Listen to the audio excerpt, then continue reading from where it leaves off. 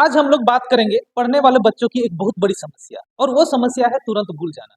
बहुत ऐसे बच्चे हैं जो कुछ भी पढ़ते हैं और तुरंत भूल जाते हैं या लंबे समय तक याद नहीं रख पाते हैं। ये सामान्यतः समस्या है सभी पढ़ने वालों बच्चों पर कि वो पढ़े हुए चीज को फिर भूल जाते हैं। तो आज हम लोग बात करने वाले हैं और आज हम लोग इसी बात पे बात करेंगे कि कोई भी चीज को यदि हम लोग पढ़ते हैं उसको लंबे समय तक कैसे याद रखेंगे, है ना। तो देख सकते हैं कि पढ़ा हुआ याद कैसे रहे, हम पढ़ा हुआ चीज को लंबा समय तक याद कैसे रख सकते हैं या हमेशा के लिए कैसे याद रख सकते हैं। उससे पहले हम मानव मस्तिष्क को समझेंगे, है ना। सबसे पहले ये हमारा मानव मस्तिष्क का एक चित्र मैंने जैसे भी बनाया है, जैसे भी है ठीक है, चलो समझने के लिए सही है।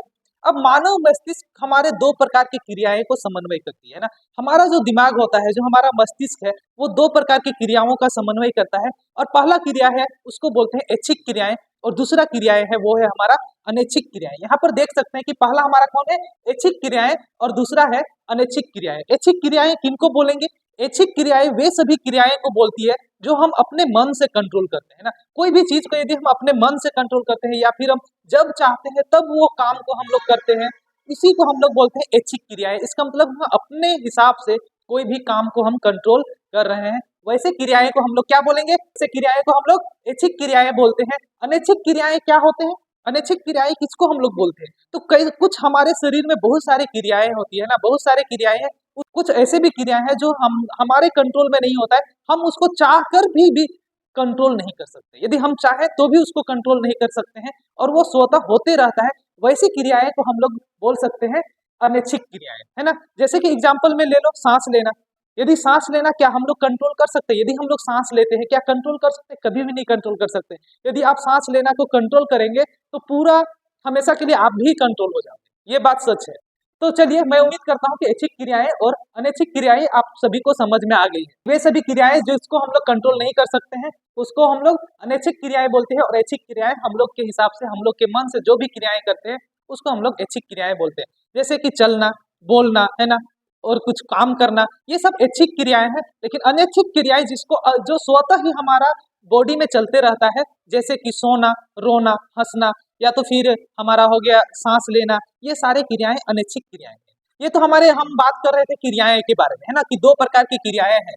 अब हम बात करेंगे मानव मस्तिष्क के भाग का। तो मानव मस्तिष्क हम देख सकते हैं कि उसका बनावट इस प्रकार होता है। और मानव मस्तिष्क को हम लोग दो भाग में बांट सकते हैं। कितने भाग में बांट सकते हैं मानव मस्तिष्क को, दो भाग में बांट सकते हैं। पहला भाग है चेतन भाग और दूसरा भाग है अवचेतन भाग। अब चेतन भाग हमारा क्या होता है, तो चेतन भाग हम ये जो हमारा होता है वो मस्तिष्क का 5 से 7% के बीच में होता है। जो हमारा चेतन भाग होता है वो कितना होता है, 5 से 7% के बीच में होता है। और अवचेतन भाग जो होता है वो हमारा 93 से 95% के बीच में होता है। अब ये दोनों को हम लोग समझेंगे आखिर इसका क्या इंपॉर्टेंस है। तो चेतन भाग जो है, चेतन भाग हमारा कंट्रोल करता है ऐच्छिक क्रियाएं को। इसका मतलब है कि प्रतिदिन हम जो भी क्रियाएं करते हैं वो सारा चीज कंट्रोल किससे होता है, ऐच्छिक ये अग्र मस्तिष्क के चेतन भाग से। इसका मतलब मस्तिष्क का चेतन भाग से हम जो भी हम प्रतिदिन करते हैं, है ना, पढ़ते हैं, काम करते हैं, या फिर कुछ और भी क्रियाएं जो सोचते हैं, कोई भी डिसीजन हम लोग लेते हैं, सारा किसका काम है, चेतन भाग के द्वारा लिया जाता है और चेतन भाग के द्वारा कंट्रोल होता है। इसका मतलब प्रतिदिन की क्रियाएं जो भी हम लोग करते हैं वो कहाँ पर हमारा सेव होता है, वो हमारा चेतन भाग में सेव होता है, मस्तिष्क के चेतन भाग में सेव होता है। और जो हमारा अवचेतन भाग होता है उसमें जो हमारा सेव मेमोरी है वो हमारा किसको, कौन से कार्य को करता है, अनैच्छिक क्रियाएं। इसका मतलब है कि अनैच्छिक क्रियाएं को कंट्रोल कौन करता है, अवचेतन भाग करता है। अब यहाँ पर हम लोग बांट सकते हैं कि ये जो हमारा अग्र भाग होता है, अग्र मस्तिष्क भाग होता है, वो हमारा चेतन भाग है जो 5 से 7% है, और पक्ष मस्तिष्क है वो हमारा 93 to 95% है। अब इम्पोर्टेंस दोनों का क्या है ना। चेतन भाग हमारा सोचते हैं, कोई भी विचार बोलते हैं, कोई भी काम करते हैं, वो सारा कंट्रोल हमारा चेतन भाग से माध्यम से होता है।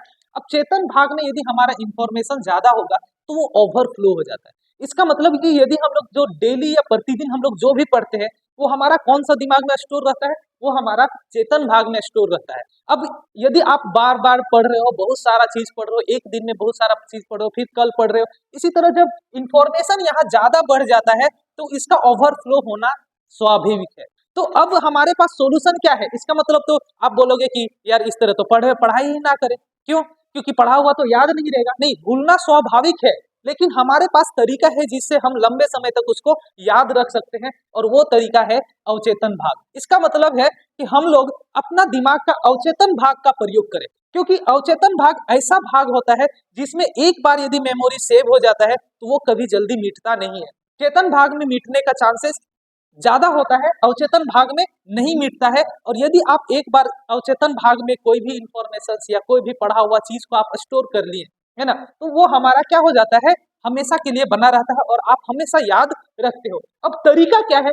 तरीका हमारा ये है कि जो हम चेतन भाग में प्रतिदिन काम करते हैं, ध्यान देना है इस चीज पर, कि हम जो चेतन भाग में प्रतिदिन काम करते हैं या प्रतिदिन सोचते हैं या कोई भी कुछ भी पढ़ते हैं, वो हमारा दिमाग के चेतन भाग में सेव रहता है।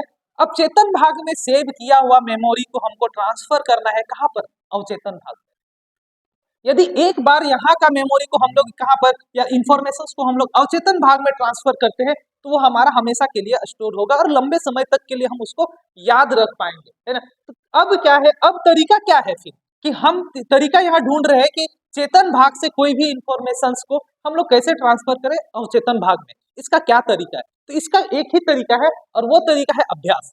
अभ्यास के माध्यम से ही हम चेतन भाग की सूचना को हम लोग ट्रांसफर कर सकते हैं अवचेतन भाग में, है ना। और वो भी रिवीजन, समय समय पर रिवीजन करें। अन्य तरीका भी है जैसे मेडिटेशन, या लगातार एक ही चीज को बार बार ध्यान देना, या तो फिर लगातार एक ही चीज को बार बार करना, या लगातार एक ही चीज को बार बार देखना। यदि कोई भी काम को एक ही चीज को बार बार देख रहे हो तो वो धीरे धीरे वो हमारा क्या हो जाता है, चेतन भाग से अवचेतन भाग में इंफॉर्मेशन हमारा ट्रांसफर होने लगता है। और जैसे ही हमारा इंफॉर्मेशन ट्रांसफर हो जाएगा कहाँ पर, अवचेतन भाग में, वो हमेशा के लिए स्टोर हो जाता है और लंबे समय तक याद रखता है। यदि थोड़ा सा भी आप कभी भूल जाओ तो थोड़ा सा भी देखोगे तो फिर तुरंत याद आ जाएगा, तुरंत ही सब कुछ याद आ जाएगा ना। दिमाग का जो मस्तिष्क का हमारा अवचेतन भाग ऐसा भाग है जो हमें करवाता है कोई भी काम, हम उसको कंट्रोल नहीं करते हैं। तो सोचिए यदि आप यहाँ अवचेतन भाग में अपने इंफॉर्मेशन को स्टोर कर लेते हो और किसी भी तरह से, तो क्या होगा,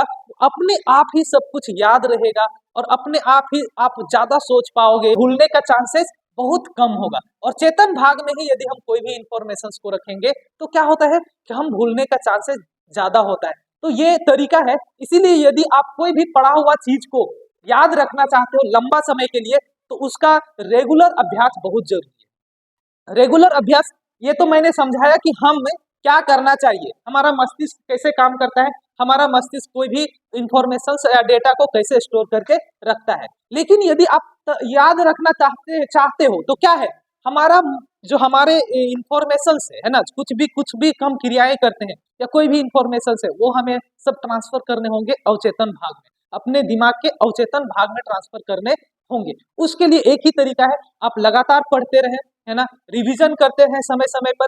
जो भी आप चीज पढ़ते हो उसका विजुअलाइजेशन करें, विजुअलाइजेशन से और ज्यादा याद रहते हैं। यदि थोड़ा सा भी आप भूल जाते हो फिर रिवाइज करें, है ना। तो बार बार ये क्रियाएं जब चलती रहेगी, आपका धीरे धीरे जो इंफॉर्मेशन होंगे वो सारे ट्रांसफर होते जाएंगे, या पढ़ा हुआ चीज सारे ट्रांसफर हो जाएंगे अवचेतन भाग में, दिमाग का अवचेतन भाग में। और एक बार यदि आपको याद आ जाता है, समझ आ जाता है कंप्लीटली, बहुत अच्छे तरीके से, तो आप जल्दी भूलोगे नहीं। और यदि भूलोगे भी तो थोड़ा सा भी देखोगे तो तुरंत याद आ जाएगा, हाँ मैंने ऐसा पढ़ा था।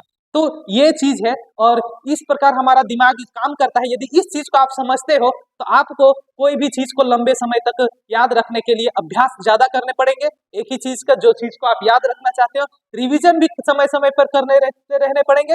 एक ऐसा टाइम आता है कि यदि आप किसी भी चीज को लगातार करते हो तो एक निश्चित समय के बाद वो हमेशा परमानेंट स्टोर हो जाता है ना। इसीलिए बोला जाता है कि यदि कोई भी चीज आप 21 दिन तक याद रखना है, कोई भी चीज को यदि आप 21 दिन तक लगातार करते हो, है ना, तो एक ही चीज को लगातार करते हो तो वो हमेशा के लिए याद हो जाता है। ऐसा क्यों, है ना, कभी सुने होंगे कि कोई भी चीज को यदि 21 दिन तक लगातार करेंगे तो वो याद हो जाता है। इसलिए क्योंकि हमारा जो इंफॉर्मेशन चेतन मस्तिष्क के चेतन भाग में होता है, लगातार अभ्यास से वो धीरे धीरे कहाँ चला जाता है, मस्तिष्क के अवचेतन भाग में चला जाता है और परमानेंट स्टोर हो जाता है, जिसके कारण हम लोग नहीं भूलते हैं और वो हमारा एक आदत बन जाता है और हमारा नॉलेज परमानेंट के लिए स्टोर हो जाता है। तो अभ्यास करें, रिवीजन करें समय समय पर। बहुत सारे तरीके हैं हमारे, मेडिटेशन हो गया, वो भी एक तरीका है कि कोई भी सूचना को हम लोग चेतन भाग से अवचेतन भाग में पहुंचाते हैं। तो बहुत सारे तरीके हैं, वो सारे तरीके को अपनाएं और इससे हमें पढ़ा हुआ चीज